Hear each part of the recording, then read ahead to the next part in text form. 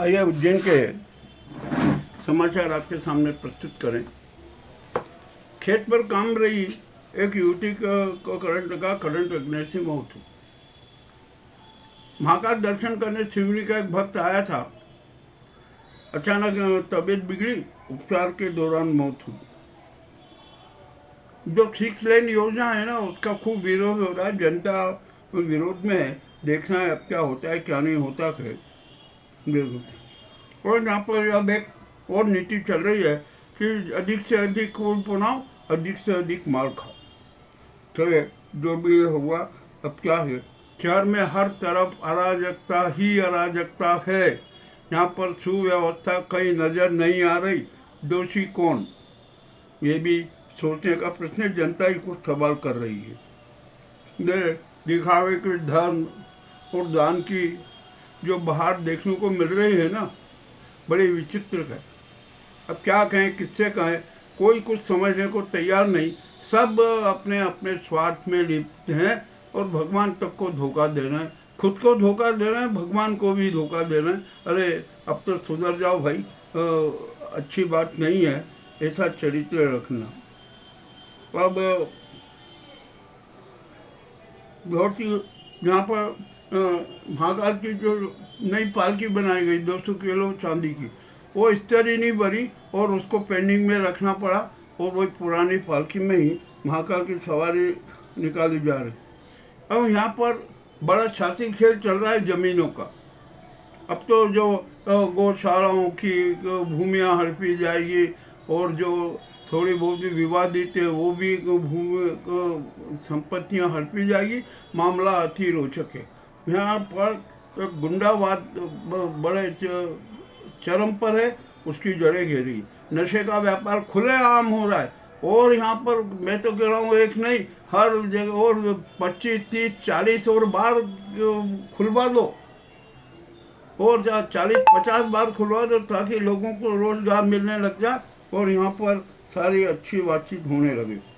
अब शहर की स्थिति तो खराब है, क्या कर सकते हैं, किससे कहें, कौन संभालेगा, कौन करेगा। यहाँ पर तो जो अपने आप को मसीहा घोषित करता है ना, वो तो शातिर, दरिंदा और शिकारी निकलता।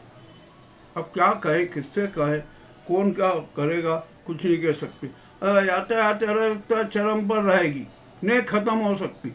आवारा पशु, आवारा श्वान, ये भी समस्या यथावत रहेगी।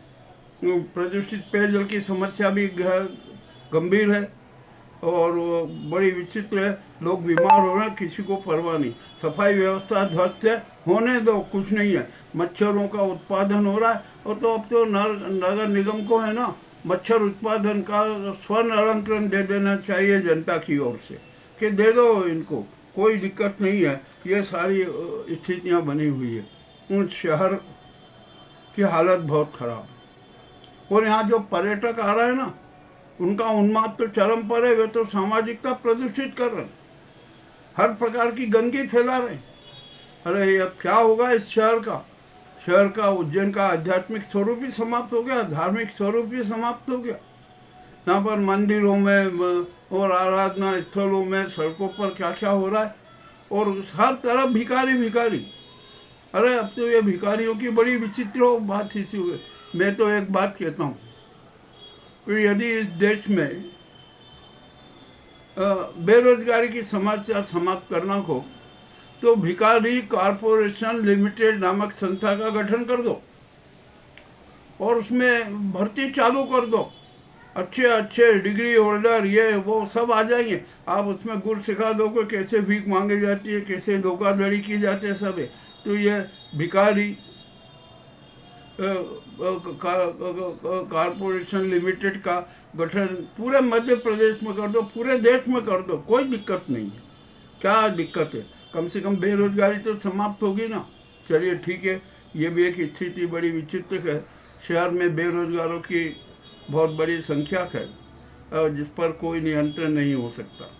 और यहाँ पर तो अब नए कांड उजागर हो रहे हैं, इतने कांड उजागर हो रहे हैं कि हद से ज़्यादा।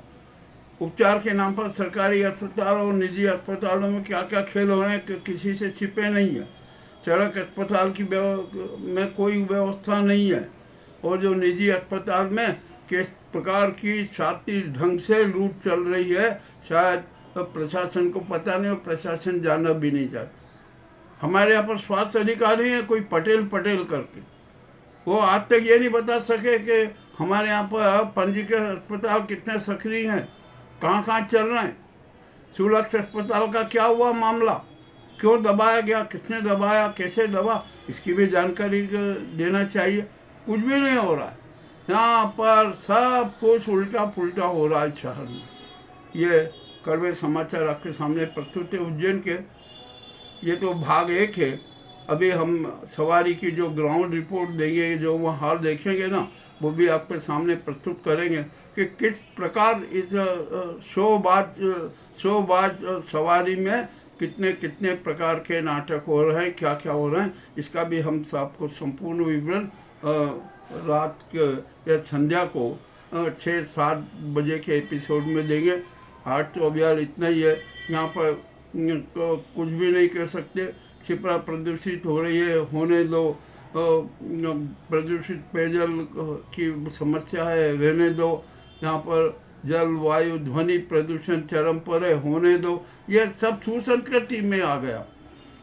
अब यहाँ पर सुसंस्कृति यही है, गुंडावाद है, रंगदारी वसूली ये, और अपने यहाँ पर बेनामी संपत्ति खरीदने का भी क्रम चल रहा है।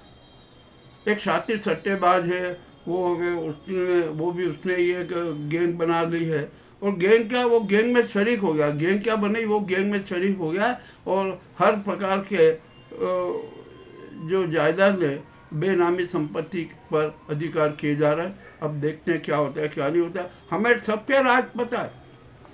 आप ये मत समझना कि हम बोल नहीं रहे तो हम धृतराष्ट्र हैं।